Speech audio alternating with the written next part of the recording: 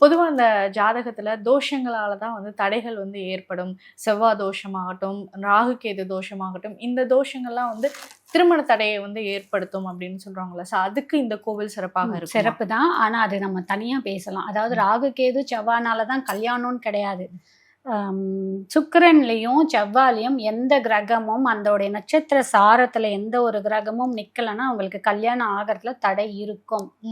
அதுவே சுக்கிரனுடைய நட்சத்திரத்திலையும் செவ்வாயோட நட்சத்திரத்திலும் எந்த கிரகமாக இருந்தாலும், ஈவன் கேது ராகு இருந்தாலுமே அவங்களுக்கு வாழ்க்கையில ஒரு முறையாவது கல்யாணம் ஆயிடும். ஓகே, புரியுதுங்களா? அது செவ்வாய் தோஷமா இருக்கட்டும், ராகு கேது தோஷமா இருக்கட்டும், மற்ற தோஷமா இருக்கட்டும், எந்த தோஷமா இருந்தாலும் சரி, இந்த கிரகம் இருந்ததுன்னா ஏதோ ஒரு கால சூழல்ல அவங்களை கல்யாணம் பண்ணி வச்சிரும். ஓகேங்களா? அது நம்ம இன்னொரு இதுவா பேசலாம். இது வந்து தோஷம்ன்றது இல்லை, அந்த தட தாமதத்துக்கு ஒரு சில கிரகம் நட்சத்திரம் வந்து தசாபுத்தி நடக்குது பார்த்தீங்கன்னா, அதுல கண்டிப்பா கொடுக்கும் அவங்களுக்கு. அதை உடைக்கிறதுக்கு தான் இந்த பரிகாரம்.